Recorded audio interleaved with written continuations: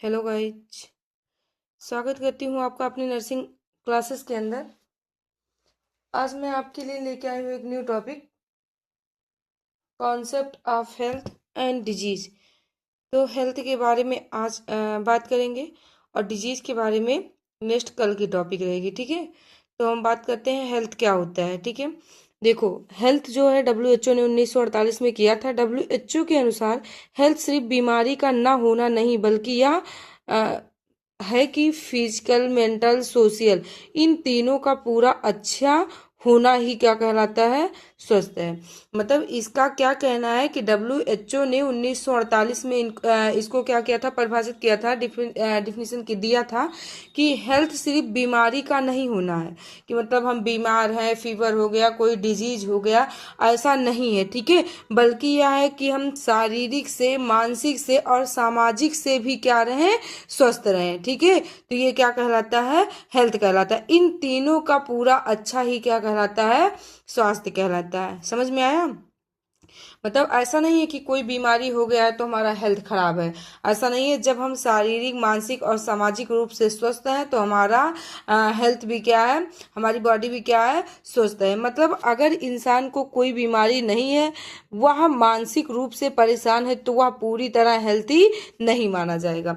मतलब ऐसा कोई पर्सन है जिसको क्या, कोई डिजीज नहीं है, कोई बीमारी नहीं है, बट वो क्या है, अपने माइंड से, अपने मानसिक रूप से वो क्या है, परेशान है, मेंटली क्या है, परेशान है, तो वो पूरी तरह से हेल्थी नहीं कहलाता है। ठीक है, अब हम बात करते हैं डायमेंशन ऑफ हेल्थ का। ठीक है, आयाम, स्वास्थ्य के आयाम के बारे में बात करते हैं। तो पहले हम बात करते हैं फिजिकल डायमेंशन। फिजिकल डायमेंशन क्या होता है, देखते हैं।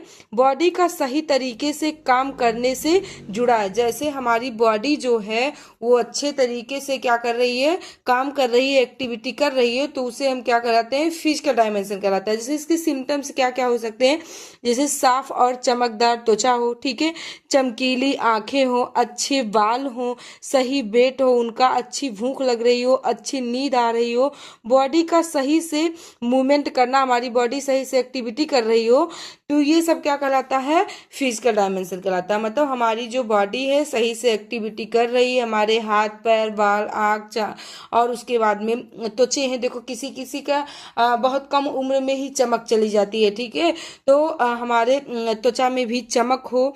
ठीक है, ये सब क्या कहलाता है, फिजिकल डायमेंशन कहलाता है। मतलब बॉडी पूरी तरह से क्या है, स्वस्थ और एक्टिव है। अगर जो इतने सिम्टम्स दिख रहे हैं तो यानी बॉडी पूरी तरह से स्वस्थ है, हेल्थ है और एक्टिव है। ठीक है, नेक्स्ट हम बात करते हैं मेंटल डायमेंशन का। ठीक है, तो यह दिमाग और सोच से जुड़ा, अपने आसपास के माहौल से संतुलन बना। मतलब ये क्या कह रहा है कि जो मेंटल डायमेंशन है ये दिमाग और सोच से जुड़ा है।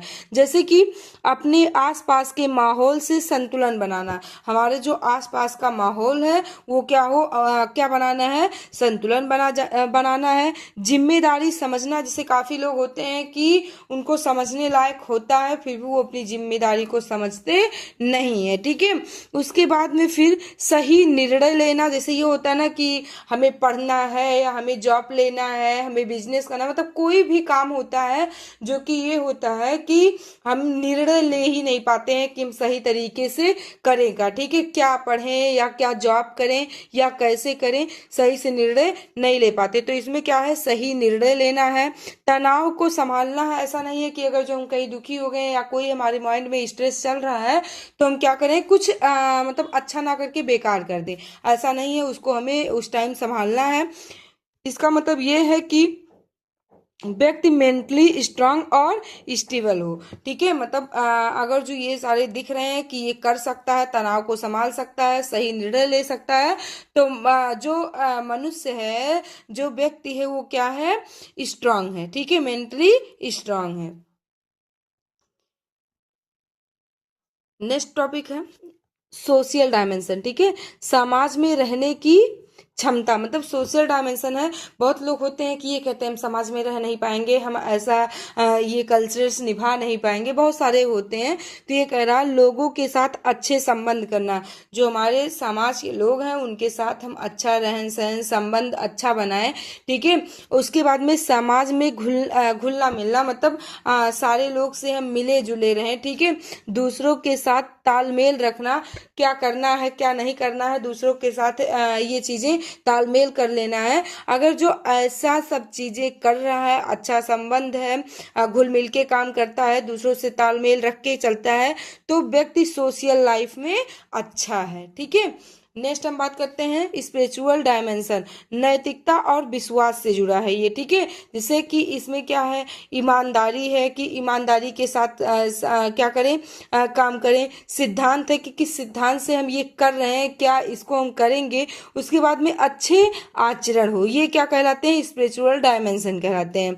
नेक्स्ट है इमोशनल डायमेंशन, मतलब भावनाओं से संबंधित है। जैसे होता ना कि खुशी दुख गुस्सा को संभालना, जैसे खुशी हो गई उसको भी संभालना है। काफी लोग दुख होके भी बहुत सारे मतलब क्या कहते हैं, ऐसे कदम उठा लेते हैं जो अच्छा नहीं होता है। तो ये देखना है कि गुस्सा में हमें चाहे वो खुशी हो चाहे दुख हो चाहे गुस्सा हो, उसको हमें क्या होता है, संभालना है, ठीक है। उसके बाद में नेक्स्ट है भावनाओं को सही तरीके से व्यक्त करना। जैसे लोग होते हैं ना कि अपनी भावनाओं को, जैसे उन्हें कुछ बताना होता है लेकिन वो अपनी भावनाओं को अच्छी तरह से व्यक्त नहीं कर पाते हैं, अपनी चीजें बता नहीं पाते हैं, वो क्या कहलाता है, इमोशनल डायमेंशन कहलाता है।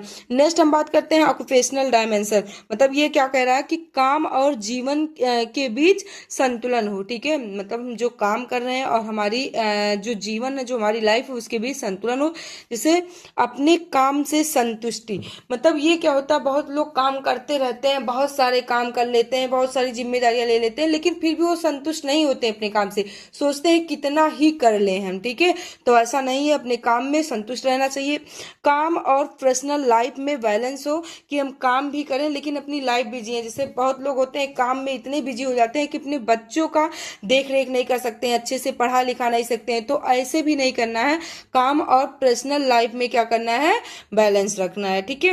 नेक्स्ट कल की हमारी टॉपिक रहेगी कॉन्सेप्ट ऑफ डिजीज, ठीक है। तो अगर आप लोग को इंग्लिश में नोट्स चाहिए तो कमेंट बॉक्स में जरूर बताइएगा, या हिंदी इंग्लिश मिक्स चाहिए तभी कमेंट बॉक्स में बताइएगा। अगर मेरा पढ़ाया हुआ आप लोग को समझ में आ रहा है तो प्लीज़ मेरे चैनल को सब्सक्राइब करें, लाइक करें और ज़्यादा से ज़्यादा शेयर करें। धन्यवाद।